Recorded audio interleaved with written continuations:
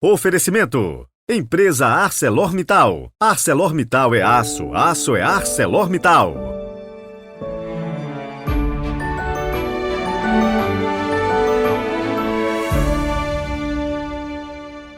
Olá, bom dia! Sejam muito bem-vindos. Hoje é quinta-feira, 16 de fevereiro de 2023. E em março agora, o nosso podcast completa 3 anos. E no dia, que a gente ainda vai divulgar, vamos fazer a nossa live de aniversário, para a gente bater aquele papo, claro, com a sua participação. Então, vai se organizando para participar. Vamos ter sorteios, inclusive. Vai ser bem legal. Então, se prepare. E também, se você quiser enviar alguma mensagem em áudio, você vai começar dizendo o seu nome, a cidade onde mora e a mensagem que você quiser. Tudo bem rapidinho, em segundos. Enviar para o nosso WhatsApp, que está aí na descrição do áudio. Vamos colocá-lo no ar durante o mês de março. Que seria bem legal que bastante gente participasse. Rezemos!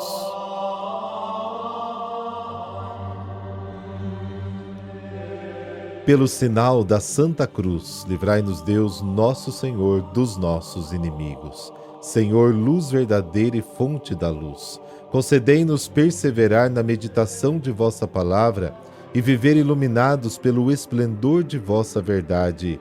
Amém.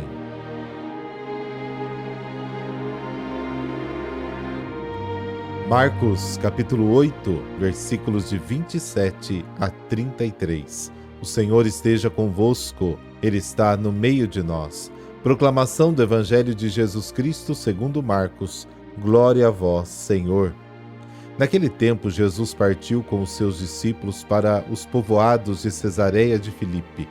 No caminho, perguntou aos discípulos: Quem dizem os homens que eu sou?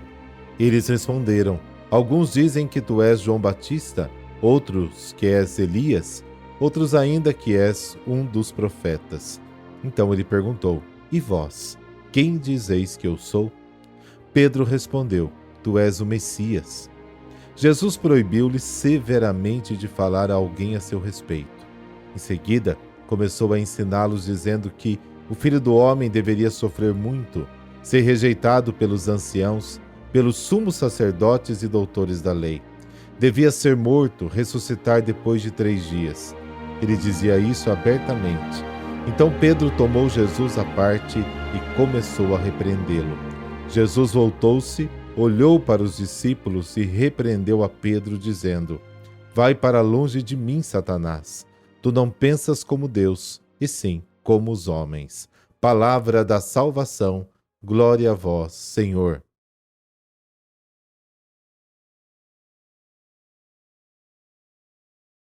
O texto começa com uma pergunta: Quem as pessoas dizem que eu sou? As respostas que os discípulos dão correspondem ao que as pessoas pensam e dizem. São respostas positivas, que expressam respeito e estima por Jesus, mas permanecem incompletas, porque tentam explicar o mistério de Jesus, comparando-o com os outros grandes personagens da história da salvação. Todas essas respostas falham em expressar a novidade e a singularidade da pessoa de Cristo. Jesus faz aos discípulos uma segunda pergunta, direta e pessoal: E vós, quem dizeis que eu sou? Pedro responde: Tu és o Cristo. A resposta é verdadeira, mas seu conteúdo precisa ser esclarecido. É por isso que Jesus proíbe os discípulos de falar dele ao povo e começa a revelar-lhes a sua verdadeira messianidade, a do Cristo que deve sofrer e morrer.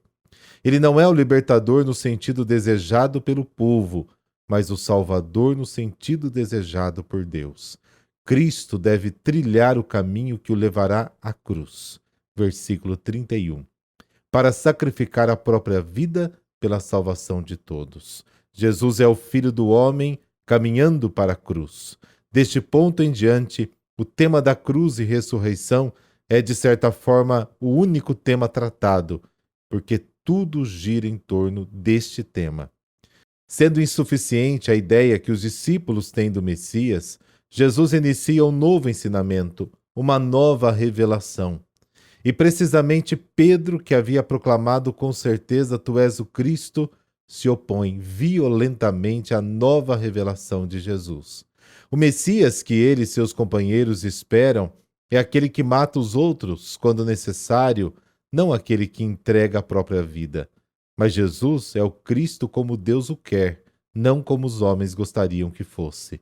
Ele veio para mudar o mundo, e isso requer, antes de tudo, uma reviravolta no modo de pensar das pessoas e uma mudança de rumo para se voltar a Deus. Marcos capítulo 1. E aqui uma consideração vem naturalmente. Ao se opor à paixão e morte de Jesus, Pedro acredita estar fazendo o verdadeiro bem, mostrando-lhe um grande amor e dando-lhe conselhos excepcionais. Na verdade, porém, ele desempenha o papel de Satanás, que tenta distrair Jesus da obediência ao Pai. O diabo tentador tenta novamente o golpe que falhou no deserto. Jesus, que não caiu na tentação do inimigo, talvez caia na insistência do seu melhor amigo, mas Jesus resiste abertamente. Quantas ações satânicas são realizadas, entre aspas, por um bom propósito, por amor, mas na direção oposta àquela ensinada e percorrida por Jesus. A teoria do Evangelho é muito clara. Deus é amor que dá a vida e alcança a ressurreição através da pobreza, humildade, humilhação da morte na cruz. Outro é o caminho do egoísmo, que busca se salvar e produz a morte pela busca da posse, do poder, da aparência. Essas duas formas de ser e de se comportar são inconciliáveis entre si. Quando o cristão, para um bom propósito, quer construir o reino de Deus com o material rejeitado por Cristo, ter, poder, aparecer, ele na verdade constrói o reino de Satanás. Ele veste o uniforme de Cristo, mas joga no time adversário, e assim fica mais fácil para se deixar seu verdadeiro mestre, o diabo, vencer. Jesus nos alertou sobre isso também. Acautelai-vos dos falsos profetas, que vêm a vós disfarçados de ovelhas, mas por dentro são lobos ferozes. Mateus capítulo 5. Os falsos profetas são cristãos que dizem e fazem diferente do que o Evangelho ensina. O verdadeiro cristão é aquele que segue Jesus crucificado, nega-se a si mesmo, toma sua cruz e o segue, pobre, humilde e humilhado, rumo ao Calvário, para morrer e ressuscitar com ele.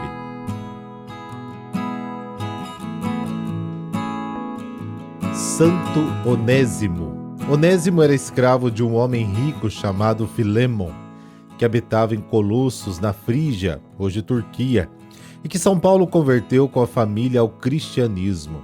Esse escravo fugiu e acabou chegando a Roma, onde São Paulo estava preso, tanto o seu coração a Cristo quanto o seu corpo na cadeia. Sendo assim também ele um escravo, mas do Senhor certo. E também para servo de Jesus converteu Onésimo, que passou a ser o seu colaborador fiel e muito querido, ao qual confiou importantes missões. Na carta de Paulo a Filémon, que consta no Novo Testamento, o santo pede a liberdade do escravo, a quem, apesar de desejar consigo, não quer reter sem o seu consentimento. O imenso carinho de São Paulo por ambos é testemunhado por escrito, tendo embora toda a liberdade em Cristo e de ordenar o que convém, prefiro pedir por amor. Eu venho suplicar-te em favor do meu filho Onésimo, que eu gerei na prisão. Outrora ele te foi inútil, este é um jogo de palavras de Paulo, porque Onésimo significa útil, mas doravante será muito útil a ti. Entretanto, nada quis fazer sem o seu consentimento, para que tua boa ação não fosse como que forçada, mas espontânea. Escrevo-te convencido de que atenderás ao meu pedido, e certo de que farás ainda mais do que te peço. Filémon capítulo 8.